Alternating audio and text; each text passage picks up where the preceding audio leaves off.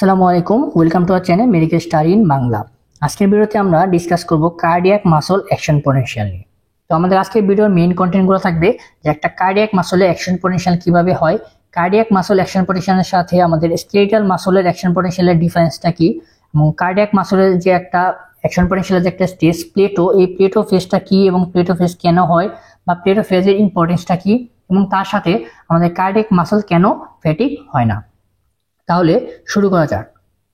তো প্রথমে আসি যে আমাদের cardiac muscle action potential versus আমাদের স্কেলিটাল মাসল অ্যাকশন পটেনশিয়াল, এই দুটার মেইন ডিফারেন্সটা কি। কার্ডিয়াক মাসল অ্যাকশন পটেনশিয়ালে আমাদের প্লেটো ফেজ নামে একটা ফেজ থাকবে, প্লেটো ফেজ নামে একটা ফেজ থাকবে, বাট আমাদের স্কেলিটাল মাসল অ্যাকশন পটেনশিয়ালে কোনো প্লেটো নাই, কোনো প্লেটো নাই। কিসের ক্ষেত্রে? আমাদের স্কেলিটাল মাসল অ্যাকশন পটেনশিয়ালের ক্ষেত্রে। এবং তার সাথে কার্ডিয়াক মাসল যখন ডিপোলারাইজ হয়, অ্যাকশন পটেনশিয়ালটা তার ডিপোলারাইজেশনটা লঙ্গার, ডিপোলারাইজেশন লঙ্গার, বেশি সময় নিয়ে সে ডিপোলারাইজ হয়। আর ডিপোলারাইজেশন লঙ্গার হওয়ার কারণে তার কন্ট্রাকশন টাইমটাও লঙ্গার। তাহলে এই দুটো হচ্ছে কি আমাদের স্কেলিটাল মাসল এবং কার্ডিয়াক মাসল অ্যাকশন পটেনশিয়ালের মেইন ডিফারেন্স। তাহলে এখন আমরা আসি কার্ডিয়াক মাসল অ্যাকশন পটেনশিয়াল। তো কার্ডিয়াক মাসল অ্যাকশন পটেনশিয়াল বোঝার আগে আমরা এই যে কার্ডিয়াক মাসল অ্যাকশন পটেনশিয়াল বা পেস মেকার পটেনশিয়াল আমাদের পরের টপিক, এই সম্পর্কে আমরা কিছু এই রিলেটেড কিছু চ্যানেল সম্পর্কে জেনে নিই। তাহলে প্রথমে আসি কি আমাদের ভোল্টেজ গেটেড সোডিয়াম চ্যানেল। এই ভোল্টেজ গেটেড সোডিয়াম চ্যানেলগুলো বৈশিষ্ট্য কি? আমরা যখন অ্যাকশন পটেনশিয়াল নিয়ে আলোচনা করছিলাম তখন কিন্তু আমরা বলছিলাম যে ভোল্টেজ গেটেড সোডিয়াম চ্যানেলের বৈশিষ্ট্য কি। এর বৈশিষ্ট্য কি? এরা হচ্ছে ফাস্টার, খুব দ্রুত কাজ করে, ফাস্টার টু ওপেন অ্যান্ড ক্লোজ, অর্থাৎ তারা দ্রুত ওপেন হয় এবং দ্রুত ক্লোজ হয়। এরপরের চ্যানেলটা কি? এটা হচ্ছে এল টাইপ ক্যালসিয়াম চ্যানেল। এল মানে কি? এল টাইপের এল মানে কি? এল মানে হচ্ছে কি লং লাস্টিং, লং লাস্টিং। তারা লং লাস্টিং। কেন তারা লং লাস্টিং? কারণ তারা স্লো, অর্থাৎ তারা slower to open and close, অর্থাৎ তাদের ওপেন হতে এবং ক্লোজ হতে বেশি সময় লাগে, এই জন্য তারা বেশি সময় অ্যাক্টিভ থাকে। এরপর হচ্ছে কি আমাদের টি টাইপ ক্যালসিয়াম চ্যানেল। এই চ্যানেলটা আমরা পাবো পেস মেকার পটেনশিয়ালের ক্ষেত্রে। আর টি টাইপ ক্যালসিয়াম চ্যানেলের বৈশিষ্ট্য কি? T for transient, transient, transient মানে কি অল্প সময়। তার মানে এই টি টাইপ ক্যালসিয়ামটা কি খুব অল্প সময় কাজ করবে। এরপর হচ্ছে কি আমাদের voltage gated sodium channel. Voltage gated sodium চ্যানেলগুলো কি আমরা অলরেডি যখন অ্যাকশন পটেনশিয়াল পড়ছিলাম যে পটাশিয়াম চ্যানেল বা ভোল্টেজ গেটেড পটাশিয়াম চ্যানেল, এই পটাশিয়াম চ্যানেলগুলো কি স্লো। তার মানে আমরা চারটা চ্যানেল সম্পর্কে জানলাম। আমাদের ভোল্টেজ গেটেড সোডিয়াম চ্যানেল যেগুলো faster, L type calcium channel যারা slow, T type calcium channel যারা খুব অল্প সময় কাজ করে অর্থাৎ ফাস্ট, এবং ভোল্টেজ গেটেড পটাশিয়াম চ্যানেল যেগুলো কি স্লো। তাহলে এখন আসে আমাদের আসল পড়ায় যে কার্ডিয়াক মাসলের অ্যাকশন পটেনশিয়াল। এটা কার্ডিয়াক মাসলের অ্যাকশন পটেনশিয়ালকে আমরা 5টা ফেজে ভাগ করে থাকি। প্রথম ফেজটা হচ্ছে ফেজ 0, তারপর হচ্ছে ফেজ 1, 2, 3 অ্যান্ড 4। ফেজ 0 যে তার নামটা কি? এই ফেজ 0 নাম হচ্ছে ডিপোলারাইজেশন, ডিপোলারাইজেশন ফেজ। তাহলে ফেজ 0 অপর নাম কি? Depolarisation phase. ডিপোলারাইজেশন মানে কি? আমরা জানি যে কোন একটা সেলের যে রেস্টিং মেমব্রেন পটেনশিয়াল এগুলো কি থাকে? নেগেটিভ থাকে। যেমন আমাদের কার্ডিয়াক মাসলের রেস্টিং মেমব্রেন পটেনশিয়াল হচ্ছে -90 মিলিভোল্ট। তাহলে এই -90 হচ্ছে তার কি মেমব্রেন পোলারিটি। এই -90 থেকে পজিটিভের দিকে যে মুভ করা পটেনশিয়ালটা সেটাকে কি বলি আমরা? ডিপোলারাইজেশন বা আমাদের ফেজ 0। এরপর হচ্ছে কি ফেজ 1। ফেজ 1-এ কি হয়? আমাদের যে ডিপোলারাইজেশন স্টেজ সেইখানে কি হয় -90 থেকে সর্বোচ্চ +20 মিলিভোল্ট পর্যন্ত আমাদের ভোল্টেজটা মুভ করতে পারে। এরপরে কি হয়? সে আবার ব্যাক করে আমাদের নেগেটিভের দিকে, অর্থাৎ রেস্টিং মেমব্রেন পটেনশিয়ালের দিকে। অর্থাৎ এই যে +20 থেকে রেস্টিং এর দিকে ব্যাক করা এই সময়টা, এটাকে আমরা কি বলি? Initial repolarisation. অর্থাৎ ফেজ 1-এর আরেকটা নাম কি? Initial repolarisation. Initial repolarisation. Initial কেন বললাম? কারণ দেখো সে একটু সময় ব্যাক করার পর তারপরে আবার ফ্ল্যাট, তারপরে আর সে ব্যাক করতেছে না, অর্থাৎ অল্প একটু সময় সে ব্যাক করছে, ইনিশিয়ালি তার ব্যাক করা শুরু হয়েছিল, এই জন্য এটা কি ইনিশিয়াল রিপোলারাইজেশন। তারপরে স্টেজটা কি দেখো, ফেজ 2। এই ক্ষেত্রে দেখো এই আমাদের ভোল্টেজটা উপরের দিকেও যাচ্ছে না আবার নিচের দিকেও যাচ্ছে না, অর্থাৎ স্টেবল আছে। এই ফেজটাকে আমরা কি বলি, প্লেটো ফেজ। এই প্লেটো ফেজটা এক্সক্লুসিভলি পাওয়া যায় আমাদের কার্ডিয়াক মাসলে। তাহলে এরপরের ফেজ কি, এরপরের ফেজ হচ্ছে আমাদের ফেজ 3। এই ফেজ 3তে কি হয় দেখো, এই প্লেটো ফেজের পর আমাদের এই রিপোলারেশন আবার শুরু হয়ে যায়। দেখো সে আবার নেগেটিভের দিকে অর্থাৎ রেস্টিং মেমব্রেন পটেনশিয়ালের দিকে ব্যাক করছে। এই ফেজটাকে আমরা কি বলি, র্যাপিড রিপোলারাইজেশন। Rapid repolarisation. এবং লাস্টলি আমাদের ফেজ 4 বা আমাদের রেস্টিং মেমব্রেন পটেনশিয়াল। তাই এই পাঁচটা হচ্ছে কি আমাদের কার্ডিয়াক মাসল অ্যাকশন পটেনশিয়ালের ধাপ। তাহলে আমরা একটা একটা করে দেখি যে কোন ধাপে কি কি আয়নিক চেঞ্জগুলো হয়। তো সাপোজ আমরা মনে করি এটা হচ্ছে আমাদের একটা কার্ডিয়াক মাসল, ঠিক আছে। তাহলে ফেজ 0 বা ডিপোলারাইজেশন ফেজে কি হবে, ডিপোলারাইজেশন ফেজে আমাদের এই কার্ডিয়াক মাসলে মেমব্রেনে একটা চ্যানেল ওপেন হবে। এই চ্যানেলটার নাম কি, এই চ্যানেলটার নাম হচ্ছে ভোল্টেজ গেটেড সোডিয়াম চ্যানেল। তাহলে এই চ্যানেলটার নাম কি, এই চ্যানেলটার নাম হচ্ছে আমাদের সোডিয়াম চ্যানেল বা ভোল্টেজ গেটেড সোডিয়াম চ্যানেল। এই সোডিয়াম চ্যানেল ওপেন হবে কখন, -90 মিলিমিটার রেস্টিং মেমব্রেনের পর। তাহলে এই সোডিয়াম চ্যানেল যখন ওপেন হবে 0 ফেজ বা ডিপোলারাইজেশন ফেজে, তখন কি হবে, আমাদের সেলের বাইরে থেকে সোডিয়াম সেলের ভিতরে প্রবেশ করবে। অর্থাৎ ডিপোলারাইজেশন স্টেজ বা ফেজ 0তে কি হবে, সোডিয়াম সেলের বাইরে থেকে সেলের ভিতরে সোডিয়াম প্রবেশ করবে। সেলের ভিতরে যখন সোডিয়াম প্রবেশ করবে তখন সেলের ভিতরে কি হবে, পজিটিভ চার্জ ঢুকতেছে, তার মানে পজিটিভিটি তৈরি হবে। সেলের ভিতরে যখন পজিটিভিটি তৈরি হবে তখন আমাদের মেমব্রেন পটেনশিয়াল কি হবে, -90 থেকে পজিটিভের দিকে মুভ করা শুরু করবে। তাহলে পজিটিভের দিকে মুভ করা শুরু করে কখন, আমাদের ফেজ 0 বা ডিপোলারাইজেশন ফেজে। এখন কতক্ষণ মুভ করবে, কত ভোল্টেজ পর্যন্ত মুভ করবে, দেখা যাচ্ছে যে -90 থেকে মুভ করে যখন +20 মিলিভোল্টে পৌঁছায় তখন আমাদের ইনিশিয়াল রিপোলারাইজেশন স্টেজ শুরু হয়। আর এই ইনিশিয়াল রিপোলারাইজেশন স্টেজে কি হয়, আমাদের যে সোডিয়াম চ্যানেলটা ছিল এই সোডিয়াম চ্যানেলটা কি হয়ে যায়, অফ হয়ে যায় বা বন্ধ হয়ে যায়। তাহলে ইনিশিয়াল রিপোলারেশন ক্ষেত্রে কি হবে, আমাদের সোডিয়াম চ্যানেলটা অফ হয়ে যাবে। সোডিয়াম চ্যানেল যদি অফ হয়ে যায় তাহলে কি আর সোডিয়াম চ্যানেল যদি অফ হয়ে যায় তাহলে কি আমাদের সোডিয়াম আর প্রবেশ করতে পারবে, পারবে না। তার মানে তখন আর সোডিয়াম প্রবেশ করতে পারবে না। তাহলে স্টেজ 1 বা ফেজ 1-এ কি হয়, আমাদের সোডিয়াম চ্যানেলটা ব্লক হয়ে যায়। সোডিয়াম চ্যানেল ব্লক হওয়ার কারণে আর সোডিয়াম সেলের ভিতরে প্রবেশ করতে পারে না, যার কারণে দেখা যাচ্ছে যে +20 মিলিভোল্টের পর সে আর পজিটিভের দিকে যেতে পারে না। এবং এই যে +20 মিলিভোল্ট, এই +20 মিলিভোল্ট পৌঁছানোর সাথে সাথে অন্য আরেকটা চ্যানেল ওপেন হয়ে যায়। সেই চ্যানেলটার নাম কি, সেই চ্যানেলটার নাম হচ্ছে আমাদের ভোল্টেজ গেটেড পটাশিয়াম চ্যানেল। এই যে একটা নতুন চ্যানেল, এই চ্যানেলটার নাম কি, এটা হচ্ছে আমাদের পটাশিয়াম চ্যানেল। এই পটাশিয়াম চ্যানেল দিয়ে কি হবে, পটাশিয়াম চ্যানেল দিয়ে পটাশিয়াম সেলের ভিতর থেকে সেলের বাইরে বের হয়ে যাবে। তাহলে পটাশিয়াম চ্যানেল দিয়ে সেলের ভিতর দিয়ে পটাশিয়াম সেলের বাইরে চলে যাচ্ছে। তাহলে এই ক্ষেত্রে কি হবে, একটা পজিটিভ আয়ন সেলের ভিতর থেকে সেলের বাইরে চলে যাচ্ছে, তার মানে সেলের ভিতরে কি তৈরি হচ্ছে, একটু নেগেটিভিটি তৈরি হচ্ছে, অর্থাৎ সেলের ভিতরে নেগেটিভিটি তৈরি হচ্ছে। তো এই নেগেটিভিটি তৈরি হওয়ার কারণে কি হয়, ইনিশিয়াল স্টেজে ইনিশিয়াল ডিপোলারাইজেশন স্টেজে সে আবার নেগেটিভের দিকে অর্থাৎ রেস্টিং মেমব্রেন পটেনশিয়ালের দিকে ব্যাক করা শুরু করে। কিন্তু কিছুক্ষণ ব্যাক করার পর কি হয়, অন্য আরেকটা চ্যানেল ওপেন হয়ে যায়। সেই চ্যানেলটার নাম কি, সেই চ্যানেলটার নাম হচ্ছে আমাদের ক্যালসিয়াম চ্যানেল, অর্থাৎ আমাদের সেই লং লাস্টিং ক্যালসিয়াম চ্যানেল। এই লং লাস্টিং ক্যালসিয়াম চ্যানেল দিয়ে কি হয়, সেলের বাইরে থেকে ক্যালসিয়াম সেলের ভিতরে প্রবেশ করে, ক্যালসিয়াম সেলের ভিতরে প্রবেশ করে। তো তার মানে দেখো আমাদের যেই ফেজ 2 বা প্লেটো ফেজ, এই প্লেটো ফেজের ক্ষেত্রে কি হচ্ছে, প্লেটো ফেজের ক্ষেত্রে আমাদের সোডিয়াম চ্যানেলটা ওপেন আছে, ক্যালসিয়াম চ্যানেলটাও ওপেন আছে। ক্যালসিয়াম চ্যানেল দিয়ে ক্যালসিয়াম বা পজিটিভ চার্জ সেলের ভিতরে প্রবেশ করতেছে, আর পটাশিয়াম চ্যানেল দিয়ে পটাশিয়াম সেল থেকে বের হয়ে যাচ্ছে, যার কারণে সেলের ভিতরে নেগেটিভিটি তৈরি হচ্ছে।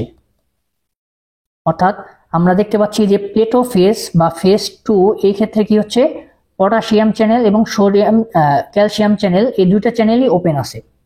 অর্থাৎ একদিকে পজিটিভ চার্জ বের হয়ে যাচ্ছে আর একদিকে পজিটিভ চার্জ প্রবেশ করতেছে। এবং একই সাথে এই যে ক্যালসিয়াম যখন প্রবেশ করে সেলের ভিতরে, এই ক্যালসিয়ামের ইনফ্লুয়েন্সে পটাশিয়াম চ্যানেলের পারমিয়াবিলিটিটা কমে যায়। কি হয়, পটাশিয়াম চ্যানেলের পারমিয়াবিলিটি ডিক্রিজ করে, ডিক্রিজ পারমিয়াবিলিটি। তার মানে দেখো আমাদের প্লেটো ফেজ বা ফেজ 2 তে কি ঘটনা ঘটতেছে, পটাশিয়াম চ্যানেল ওপেন আছে বাট তার পারমিয়াবিলিটি কম, সে কম পরিমাণে পটাশিয়াম বের করে দিচ্ছে। বাট ক্যালসিয়াম চ্যানেল ওপেন আছে এবং ক্যালসিয়াম চ্যানেল দিয়ে ক্যালসিয়াম প্রবেশ করতেছে। তার মানে একই সাথে সেলে নেগেটিভিটিও তৈরি হচ্ছে আবার পজিটিভিটি তৈরি হচ্ছে বা পজিটিভ চার্জ প্রবেশ করতেছে। তো দেখা যাচ্ছে যে এই দুইটার পজিটিভ আর নেগেটিভ ঘটনা, এই দুইটা ঘটনা প্রায় ব্যালেন্স থাকে, যার কারণে প্লেটো ফেজে আমরা একটা ফ্ল্যাট লাইন পাই। অর্থাৎ সে পজিটিভের দিকেও যেতে পারে না কারণ পটাশিয়াম বের হয়ে যাচ্ছে, আবার সে নেগেটিভের দিকেও যেতে পারে না কারণ ক্যালসিয়াম চ্যানেল ওপেন আছে, ক্যালসিয়াম প্রবেশ করতেছে। তো এই ক্যালসিয়াম চ্যানেলটা যখন আবার বন্ধ হয়ে যায় তখন কি হয়, আমাদের ফেজ 3 স্টার্ট, অর্থাৎ র্যাপিড রিপোলারাইজেশন। তাহলে র্যাপিড রিপোলারাইজেশন কেন হচ্ছে, কারণ ক্যালসিয়াম চ্যানেলটা যখন ব্লক হয়ে যায়, ক্যালসিয়াম চ্যানেলটা যখন বন্ধ হয়ে যায় তখন কিন্তু দেখো আমার পটাশিয়াম চ্যানেল তখনও ওপেন আছে এবং পটাশিয়াম চ্যানেলের যে মেমব্রেন পারমিয়াবিলিটিটা ডিক্রিজ হয়েছিল সেটা যখন ক্যালসিয়াম চ্যানেলটা ব্লক হয়ে যায়, ক্যালসিয়াম চ্যানেল ব্লক হওয়ার কারণে পটাশিয়াম চ্যানেল পারমিয়াবিলিটি আবার পুনরায় ইনক্রিজ হয়। তাহলে তারপরে কি হবে, ইনক্রিজ পটাশিয়াম পারমিয়াবিলিটি,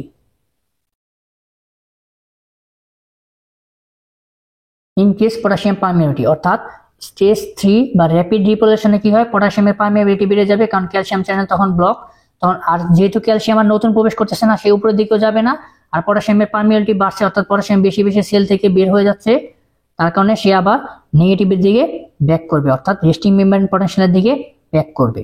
তো এটা কি ছিল আমার ফেজ 3। এরপর হচ্ছে কি আমাদের ফেজ 4। ফেজ 4টা কি, ফেজ 4 হচ্ছে রেস্টিং মেমব্রেন পটেনশিয়াল। তার মানে সে আবার সেই যে +20 থেকে আবার ব্যাক করে -90-তে আসবে এবং -90-তে মেনটেন থাকবে। তো এই যে ফেজ 4 বা আরএমপি বা রেস্টিং মেমব্রেন পটেনশিয়ালটা কিভাবে মেনটেন হবে, দেখো সেলের ভিতরে কিন্তু সোডিয়াম প্রবেশ করে আসে এক্সট্রা পরিমাণ, যেটা সেলের ভিতরে ছিল না, আবার সেলের ভিতরে পটাশিয়াম ছিল যেটা আবার বের হয়ে গেছে। তাহলে এটা আবার পুনরায় আগের অবস্থায় কিভাবে যাবে, এই ক্ষেত্রে যে কাজ করবে সেটা হচ্ছে কি আমাদের সোডিয়াম পটাশিয়াম পাম্প।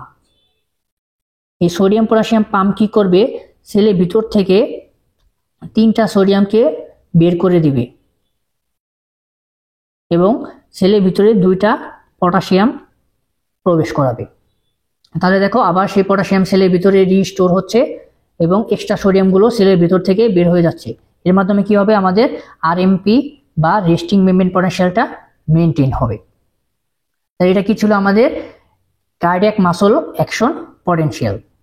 যদি আমরা একটু সামারাইজ করি যে কি কি চেঞ্জেস হয় এক্ষেত্রে, যে দেখো ফেজ 0 বা ডিপোলেশন ফেজে কি হয়, ফার্স্ট সোডিয়াম চ্যানেলগুলো ওপেন হয়ে যায়, ওপেন হয়ে গেলে সেলের ভিতরে সোডিয়াম প্রবেশ করে এবং পটেনশিয়ালটা +20 মিলিভোল্টে পৌঁছানোর সাথে সাথে কি হয়, সোডিয়াম চ্যানেলটা বন্ধ হয়ে যায় এবং সোডিয়াম চ্যানেল বন্ধ হওয়ার সাথে সাথে কি হয়, আমাদের ফেজ 2 বা ফেজ 1 বা ইনিশিয়াল ডিপোলেশন স্টেজ শুরু হয়ে যায়। তাহলে ইনিশিয়াল ডিপোলেশন স্টেজে কি হয়, সোডিয়াম চ্যানেল ক্লোজ থাকে এবং পটাশিয়াম আয়ন কি করে সেল থেকে বের হয়ে যায় থ্রু পটাশিয়াম চ্যানেল।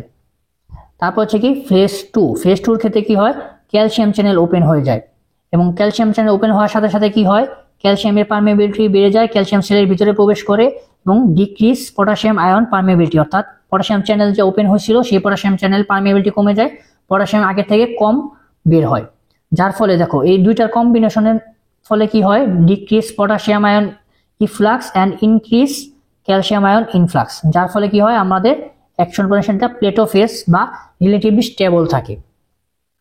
তারপরে কি আমাদের rapid depolarisation stage. Rapid depolarisation স্টেজে কি হয়ে যায়, আমাদের ক্যালসিয়াম চ্যানেলটা ক্লোজ হয়ে যায়, যার ফলে আমাদের স্লো পটাশিয়াম চ্যানেল দিয়ে আবার পটাশিয়াম বের হয়ে যায়। তাহলে ইনক্রিজ পটাশিয়াম আয়ন পারমিয়াবিলিটি, তখন আবার কি হয়, সে র্যাপিডলি সেল থেকে বের হয়ে যায় এবং আমাদের রেস্টিং মেমব্রেন স্টেজে পৌঁছায়। আর ফেজ 4টা কি আমাদের রেস্টিং মেমরি পটেনশিয়াল, যেটা -90, যেটা কার মাধ্যমে মেনটেন হয়, যেটা মেনটেন হয় আমাদের সোডিয়াম পটাশিয়াম পাম্পের মাধ্যমে। তাহলে এই ছিল কি আমাদের কার্ডিয়াক মাসলের অ্যাকশন পটেনশিয়াল। এরপরে আসি, আমাদের কিছু প্রশ্ন আছে যে কার্ডিয়াক মাসল অ্যাকশন পটেনশিয়াল সম্পর্কে, যেটা কি why does plateau occur in cardiac muscle not in skeletal muscle. Skeletal মাসলে কেন আমাদের প্লেটো ফেসটা হয় না? এর কারণ কি হতে পারে? দেখো, কার্ডিয়াক মাসলের ক্ষেত্রে যে আমাদের অ্যাকশন পটেনশিয়াল হচ্ছিল, সেখানে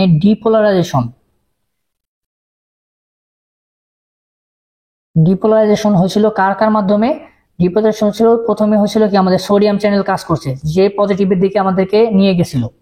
তার পরবর্তীতে আবার প্লেটো ফেজ আসছিল, যখন সেই ফেজে আবার এক্সট্রা এল টাইপ ক্যালসিয়াম চ্যানেল কাজ করছে। এই এল টাইপ ক্যালসিয়াম চ্যানেল দিয়ে কি হচ্ছে, আমাদের ক্যালসিয়াম আয়ন সেলের ভিতরে প্রবেশ করছে। তার মানে আমাদের কার্ডিয়াক মাসলের ক্ষেত্রে ডিপোজিশনের ক্ষেত্রে দেখো দুইটা জিনিস কাজ করতেছে, একটা হচ্ছে সোডিয়াম চ্যানেল আর একটা হচ্ছে পটাশিয়াম চ্যানেল। সোডিয়াম চ্যানেল দিয়ে সোডিয়াম সেলের ভিতরে প্রবেশ করতেছিল এবং ক্যালসিয়াম চ্যানেল দিয়ে ক্যালসিয়াম প্রবেশ করতেছিল। বাট আমাদের যে স্কেলেটাল মাসলের যে ডিপোলারাইজেশন হয়, স্কেলেটাল মাসলের ডিপোলারাইজেশনের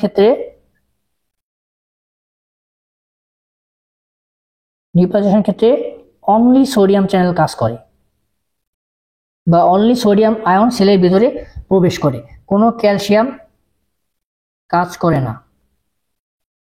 তাই সেই জন্য আমাদের স্কেলেটাল মাসলের ডিপোলারাইজেশনের ক্ষেত্রে কোনো প্লেটো ফেজ থাকে না, বাট কার্ডিয়াক মাসলের ক্ষেত্রে প্লেটো ফেজ থাকে। তার মানে মেইন কজটা কি? যে আমাদের ক্যালসিয়াম চ্যানেল। কার্ডিয়াক মাসলের ক্ষেত্রে ডিপোলারাইজেশন বা পজিটিভ চার্জ হিসেবে আরেকটা এক্সট্রা কোন চার্জ থাকে? ক্যালসিয়াম চ্যানেল, যেটা এল টাইপ বা slower to open and slower to close. তাহলে সে একটু বেশি সময় ওপেন এন্ড ক্লোজ থাকে, ক্যালসিয়াম প্রবেশ করে। এরপরে প্রশ্নটা হচ্ছে কি, what is the importance of plateau? এই প্লেটো ফেজ থাকার সুবিধাটা কি?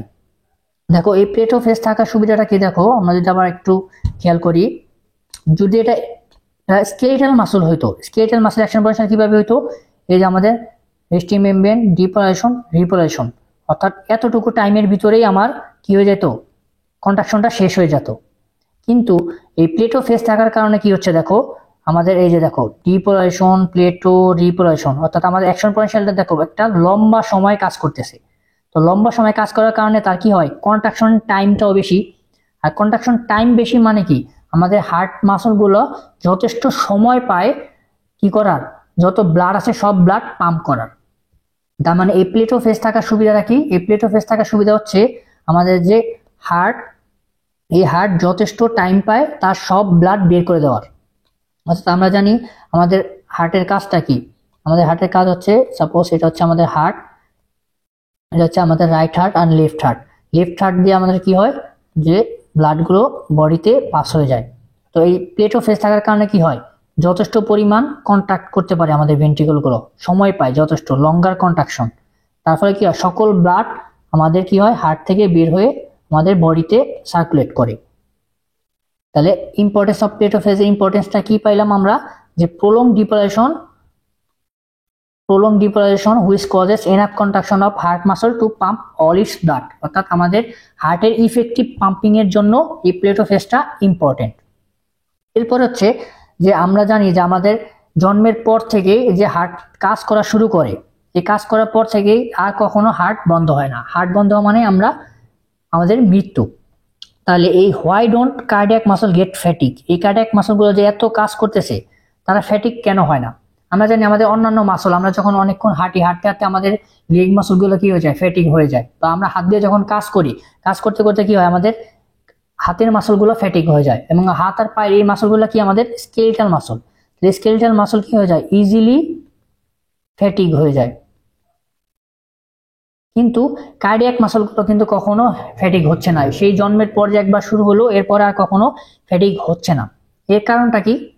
এর কারণটা হচ্ছে আমাদের সেই প্লেটো ফেজের কি হয়েছিল? দেখো, সেই যে দেখো কন্ট্রাকশন হচ্ছে, ডিপোলারাইজেশন প্লেটো হয়ে হলো। তাহলে এই যে দেখো পুরো অ্যাকশন পটেনশিয়ালের যে টাইমটা, এই যে ইনিশিয়াল ডিপোলারাইজেশন এন্ড প্লেটো, এই যে সময়টা, এই সময়টা কি? তার রিফ্র্যাক্টরি পিরিয়ড।